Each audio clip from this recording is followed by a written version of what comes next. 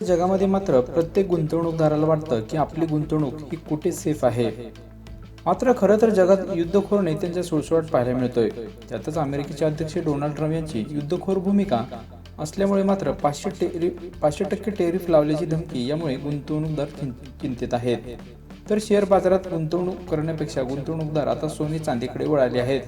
मात्र एवढ्या वेगाने सोनं चांदीचे दर वाढत असताना त्यात गुंतवणूक करणं कितपत योग्य ते आपण पाहूयात. खरं तर जगात युद्धाचं सावट असल्यानं सोनं आणि चांदी हाच गुंतवणुकीचा उत्तम पर्याय असल्याचं तज्ज्ञांचं सांगणं येत आहे. यातच 2025 मध्ये सोन्याने 76% तर चांदीने 144% रिटर्न दिलेत. तुमच्या गुंतवणुकीच्या 10 ते 15% सोन्यात गुंतवणूक करणं सुरक्षित मानलं जात आहे.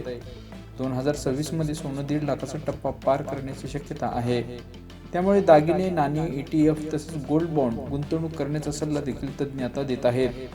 जगभरातील सत्ताधिकाऱ्यांची अघोरी महत्वाकांक्षा आणि अमेरिका चीनमधील वाढता संघर्ष आणि जग शीतयुद्धाच्या उंबरठ्यावर असल्याची भीती यामुळे गुंतवणूकदार सोनं आणि चांदीकडे आता वळत आहेत.